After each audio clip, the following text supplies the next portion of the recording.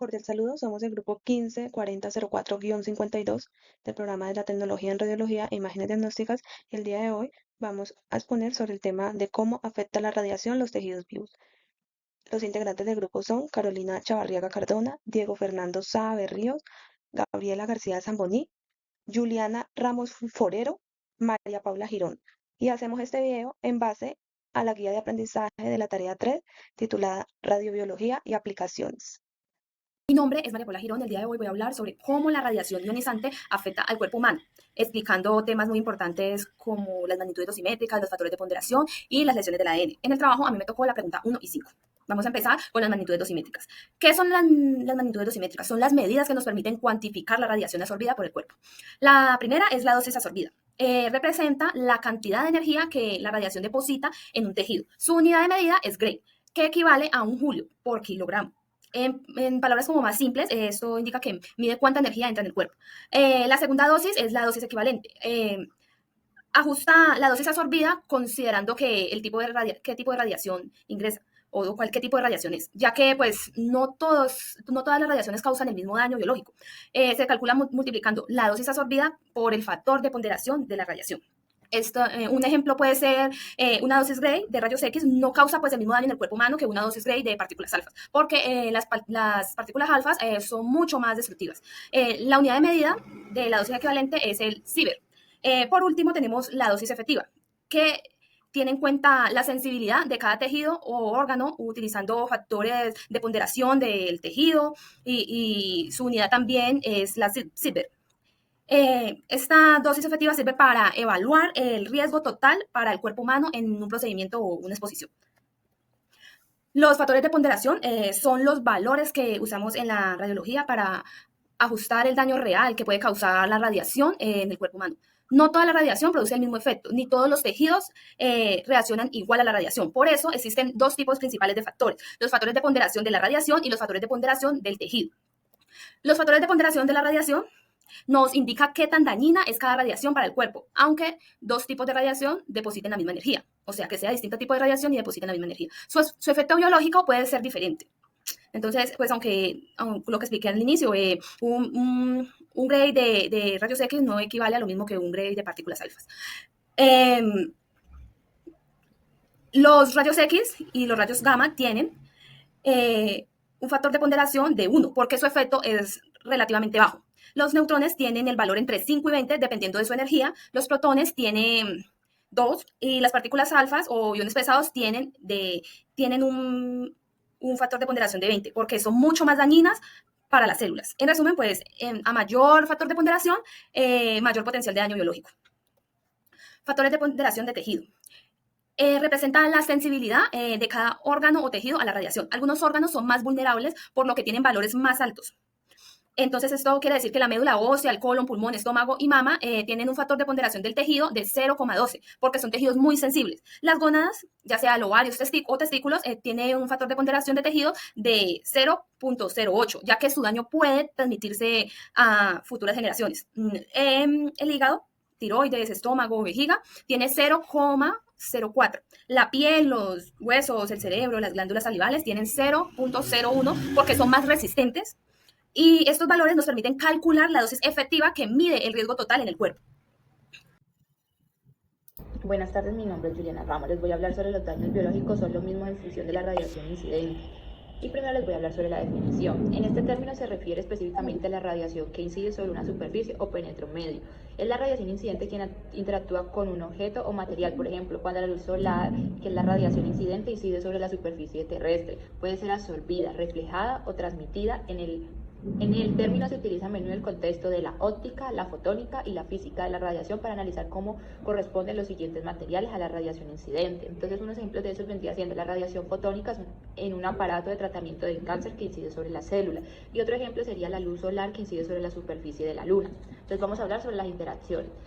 Interacción. Cuando la radiación incide, llega a un objeto, puede ser absorbida, que se transfiere energía al objeto, transmitida, que atraviesa al objeto, y reflejada, que rebota sobre la superficie del objeto.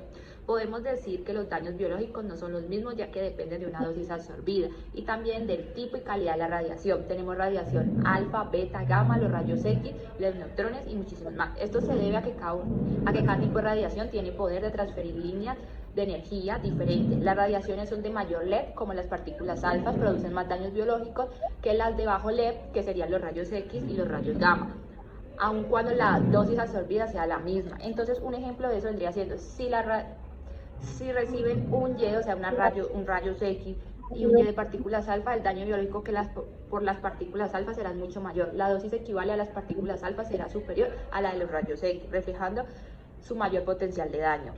Ahorita les voy a explicar un poquito sobre una tabla que tengo aquí. Entonces tenemos 3 columnas, una de ellas órganos, dosis media absorbida y el efecto. Entonces vamos a hablar sobre la piel. Si la dosis media absorbida es de 5, puede generar necrosis cutánea y ulceraciones. Si es de 2 a 5, puede formar eritema, descamación, humedad seca o pérdida del cabello.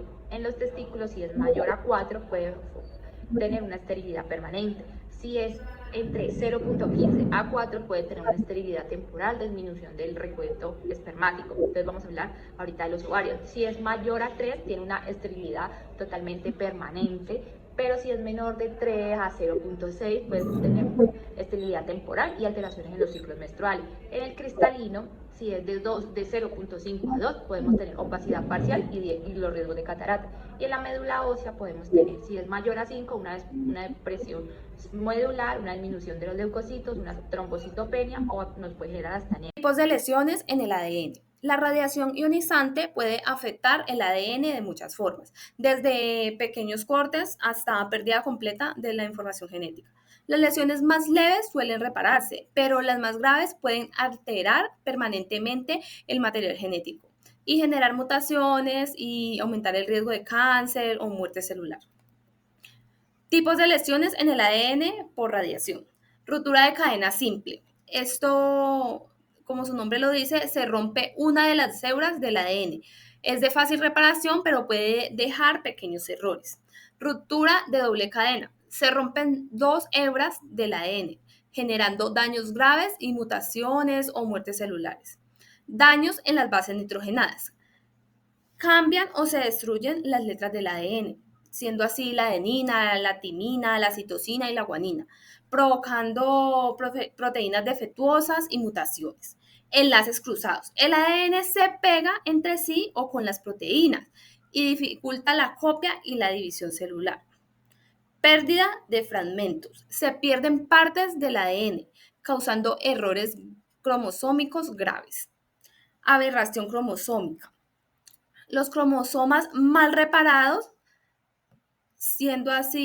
formando así discéntricos, anillos, rupturas, forman una aberración cromosómica.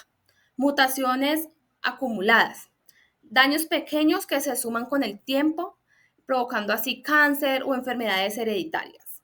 Yo voy a justificar la siguiente afirmación, que vendría siendo: la transferencia lineal de energía, eficiencia biológica relativa son factores físicos que afectan la radiosensibilidad.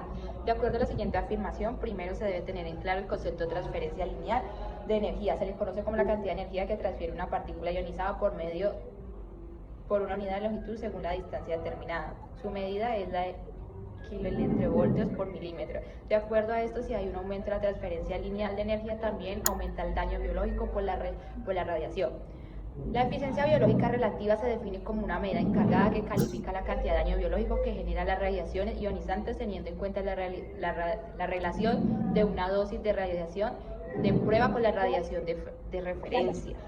Por lo anterior, tanto transferencia lineal de energía, que vendría siendo la ELET, y la eficiencia biológica relativa, que es la EBR, son los factores físicos que afectan la radiosensibilidad, debido a que tanto el individuo como sus células, órganos y tejidos son vulnerables a la radiación ionizante. El daño que pueda generar esto depende de cuánta energía se deposite y la eficiencia de sí misma. Mayor daño, entonces el mayor LET y el RBE es mayor sensibilidad.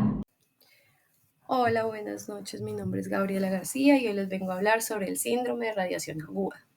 El síndrome de radiación aguda es la cantidad de radiación que va a administrarse al paciente que vamos a realizar el estudio, que en altas cantidades puede desencadenarnos unos síntomas de manera inmediata, posterior al procedimiento, y que en bajas cantidades puede presentar síntomas posteriores a los días que transcurren.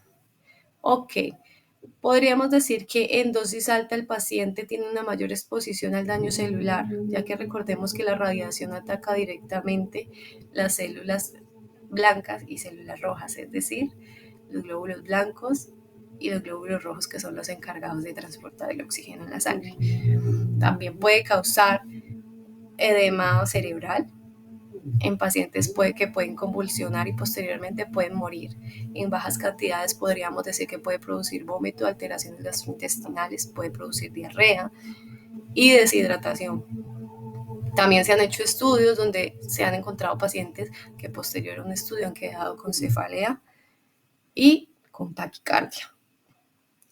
Entonces recordemos que en dosis bajas los síntomas pueden que no sean hoy, pero posteriormente pueden darse más adelante. Y cuando son dosis altas sí podría ser inmediatamente que se presenten los síntomas. Por eso se debe estar pero muy preparado para tomar un examen y saber qué cantidad le debo administrar en cada estudio a un paciente, cuánto voy a irradiar a ese paciente y qué precauciones debo de tomar. Por otro lado, hablemos de cómo afecta la radiación en pacientes gestantes.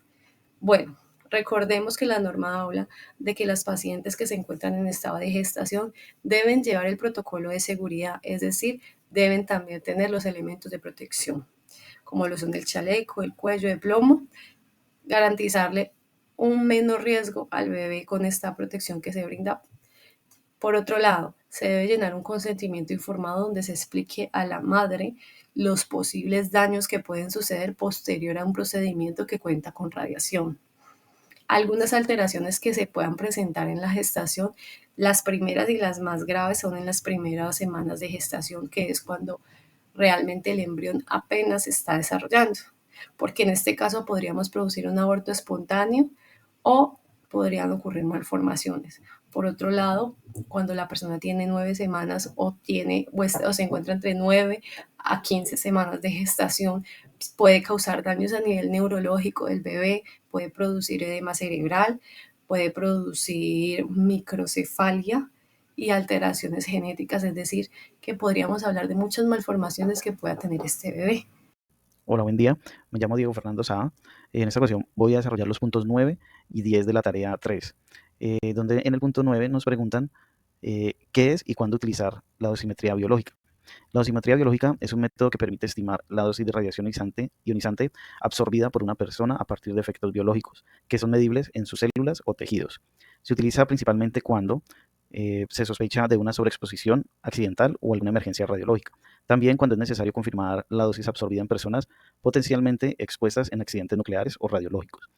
Otro aspecto es para evaluar efectos biológicos acumulativos en trabajadores que son ocupacionalmente expuestos o cuando hay alguna duda sobre la dosis real de radiación. El objetivo de todo dosímetro, tanto biológico como físico, es predecir mediante las mediciones realizadas los posibles efectos en la salud para evaluar los riesgos y así poder realizar una correcta protección contra las radiaciones ionizantes en última instancia. Luego tenemos el punto 10, donde nos dice que debido al incremento en la frecuencia de utilización de la radiología intervencionista, entre paréntesis, angioplastias en múltiples vasos, ablaciones, implantes, desfibriladores y resincronizadores, que involucran periodos de exposición prolongados, se ha generado un aumento considerable de efectos determinados provocados por la radiación. Nos preguntan que cómo puede reducir estos daños. Para reducir estos daños se deben realizar debemos tomar varias medidas en muchos aspectos. Primero, optimizar la técnica del procedimiento. ¿Qué se debe hacer? Eso, disminuir el tiempo en la exposición de la fluoroscopia, usar el tiempo estrictamente necesario, evitando mantener el haz encendido sin ningún motivo, emplear fluoroscopia pulsada, eso reduce la radiación al usar los pulsos intermitentes, en lugar de una exposición continua, usar la colimación, que nos ayuda a limitar el campo del haz, evitando irradiar tejidos adyacentes, ajustar también los parámetros del equipo, seleccionar el KB y el MA adecuados según el tipo de paciente y el estudio, para así usar menos dosis, que sea compatible con la calidad diagnóstica, variar el ángulo del rayo, cambiar la posición del tubo para no irradiar la misma zona de piel durante todo el procedimiento. También debemos de tener en cuenta la protección del paciente y del personal con blindajes adecuados, usar delantales, gafas, protectores tiroideos, barreras de plomo, aumentar la distancia entre el operador y la fuente de radiación, ubicar correctamente o colocar el intensificador de imagen detector lo más cerca posible del paciente para reducir la dispersión, monitorear dosis, verificar las dosis acumuladas con alarmas automáticas o registros del equipo. También debemos de tener una formación y una cultura de radioprotección, capacitar al personal médico y técnico en principios de protección radiológica. Debemos de implementar protocolos estandarizados de exposición según el tipo de procedimiento, fomentar la conciencia del riesgo y responsabilidad compartida entre todos los miembros del equipo. Y por último, debemos de hacer un seguimiento post-procedimiento. En caso de procedimientos largos, realizar seguimientos clínicos del paciente para detectar tempranamente posibles lesiones cutáneas. También registrar las dosis acumuladas y analizarlas para mejorar los protocolos en el futuro. Muchas gracias por la atención.